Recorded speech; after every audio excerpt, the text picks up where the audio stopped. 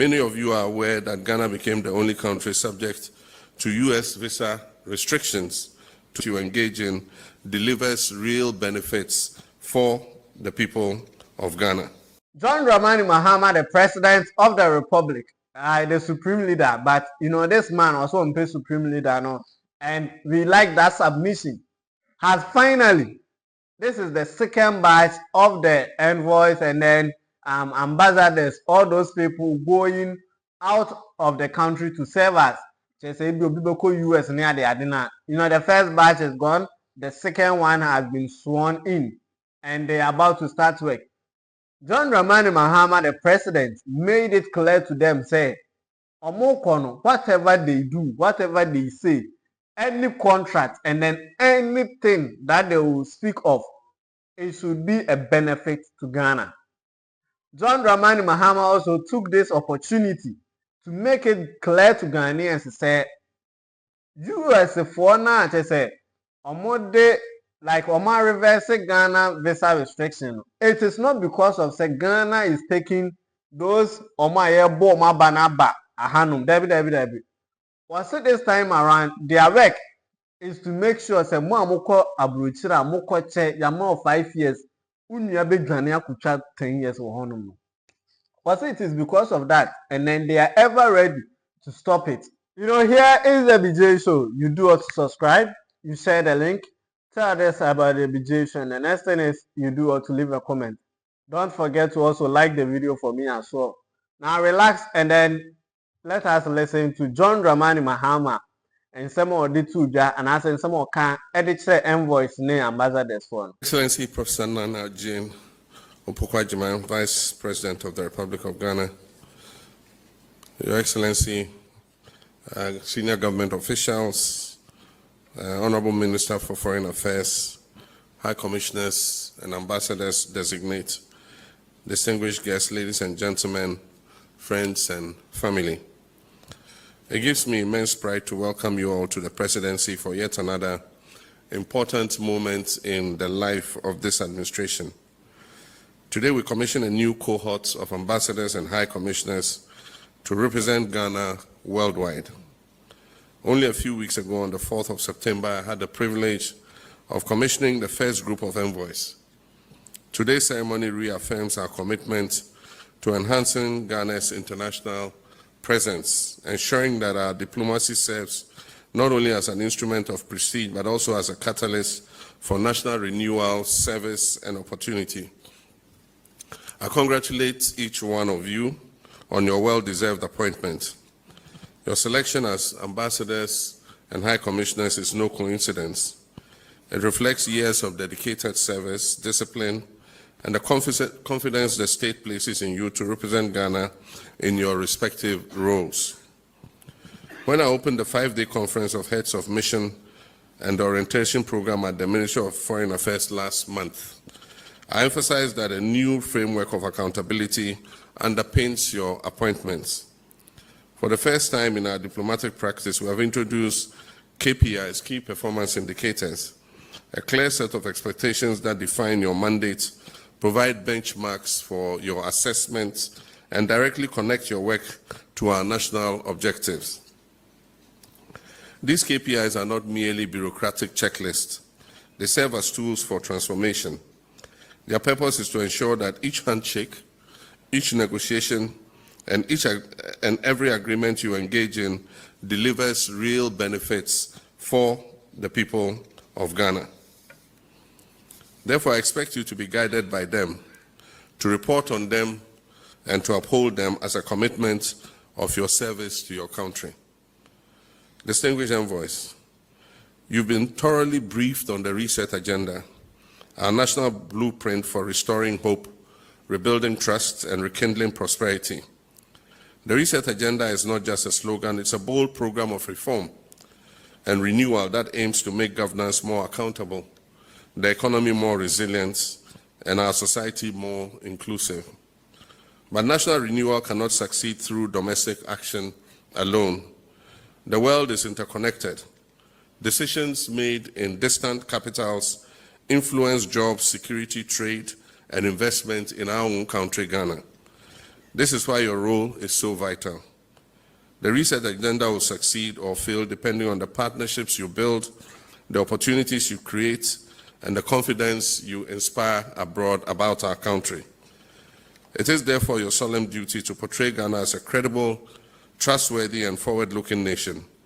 You must present Ghana as a land of stability, a country that keeps faith with its people and its partners, and a place where investment yields not only profits, but shared prosperity. Our diplomacy has always been grounded on principle since the days of our founder, Osagyefo Dr. Kwame Nkrumah. Ghana has stood tall as a champion of Pan-Africanism, self-determination, non-alignment, and the peaceful resolution of conflicts. We've spoken boldly for a just world order and worked tirelessly for Africa's emancipation and unity. That tradition continues, but the global landscape has changed. We live in an era of shifting geopolitics, rapid technological disruption, economic reordering, climate emergency, and growing unpredictability. The balance of power is moving, and the very architecture of global governance is under stress. In such times, Ghana's diplomacy must be purposeful, innovative, and agile. Our foreign missions can no longer be passive observers. They must be active participants seeking opportunities, negotiating fair deals, and ensuring that Ghana's interests are never compromised. In this regard, I wish to raise an issue that has been of public interest in recent times.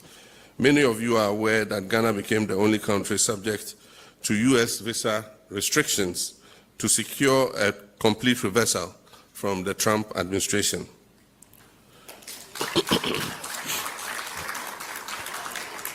Let me state clearly that this outcome was negotiated in Ghana's best interest. And one of the key points in our negotiation with the US authorities was our agreement to address the issue of overstayers who travel on student visas and others who travel as part of official government delegations. I mean, these are people who go and instead of coming back, they decide to stay. And so they have the record. So when they draw the threshold and you're above it, then they cancel your 5-year visas and bring you to B5, B3. So we give assurances that we'll work with them to make sure that our people are not overstaying. So those of you applying for visas, please, when you go, come back. Because you affect everybody else. And let me also emphasize that there was no financial consideration as part of the understanding between Ghana and the United States. I also wish to inform you that negotiations are ongoing with regards to the trade tariffs of 15% and the renewal of AGOA, which was a 0% tariff on African nations. And so those negotiations are still ongoing. I wish to assure my countrymen and women that our understanding with the US does not undermine our sovereignty, security, or stability. Ghana will not, and I repeat, will not become a dumping ground for deportees, nor will we accept individuals with criminal backgrounds. The understanding with the United States is limited, carefully vetted, and aligned with ECOWAS protocols. It reflects Ghana's Pan-African commitment to regional cooperation while safeguarding our dignity and sovereignty. I urge you as envoys to project this clarity whenever questions arise. Diplomacy involves more than just negotiation. It also encompasses managing perceptions and safeguarding your nation's reputation. Distinguished ambassadors and high commissioners, your foremost responsibility is to tell Ghana's story with conviction and credibility. You must present Ghana as 1, a stable democracy with a proven record of peaceful transitions; 2, a land of opportunity open for trade and investment; 3, a hub for technology, innovation, and a creative economy; and 4, a vibrant cultural nation and a good tourist destination; and finally, above all, a people determined to create jobs for our youth and restore dignity to our workforce. Our economic diplomacy must be sharpened. I expect you to actively promote Ghana's exports, secure new markets for our goods, and attract investment for priority projects under the 24-Hour Economy Initiative.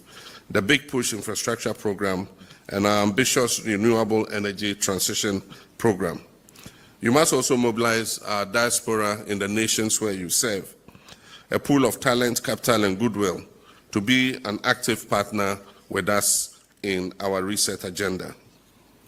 But diplomacy is not all about economics. It's also about values. You must defend Ghana's image, safeguard the dignity of every Ghanaian abroad, and ensure that our missions are places of service, efficiency, and professionalism. Let me be clear. Every mission must operate within the strictures of the Public Financial Management Act, the Foreign Service Regulations, and the Comprehensive Code of Conduct for Public Appointees, which was launched earlier in my administration. Accountability should be your hallmark. Transparency should be your practice. The values we instill at home, efficiency, ethical governance, and service delivery, must be reflected in every Ghanaian mission abroad. It is for this reason that we have enhanced the service conditions under the new Foreign Service Regulations. You are going to be better resourced than your predecessors, but with these improved conditions comes greater responsibility. The people of Ghana expect results. And as you say, to whom much is given, much is expected. Distinguished envoys, today you carry with you the flag of Ghana, the trust of your president, and the hopes of millions of our people in your respective postings. As you go out, you'll encounter challenges, but you also find opportunities for growth. Seize them with courage, defend Ghana's interests with pride, and serve your nation with integrity and vision. As you begin your tour of duty, remember that every decision you take, every door you open, and every agreement you sign must advance Ghana's reset agenda and uplift the lives of our citizens. On behalf of the government and people of Ghana, I wish you a successful tour of duty. May your service bring honor to Ghana, prosperity to our people, and dignity to every Ghanaian who finds themselves abroad. We pray that at the end of the day, the ambassadors, they will not become selfish. Omu ntimi nkwaje contract bi also omo de ba Ghana and also be the contract bi abre omo they need Ghanaians. Na ye ne beba ye ho so no omo atam e de ko baabi because of sign ambassador ne say ohia sika bi say na ansana, like it doesn't make sense at all. Oh, so we pray that at the end of the day as well, Abusia, Ghana will be first. They will eat Ghana, drink Ghana, do things that will benefit what? Ghana. Here is the BJ Show. You do what to subscribe. You share the link. Tell us about the BJ Show. And the next thing is you do what to leave a comment.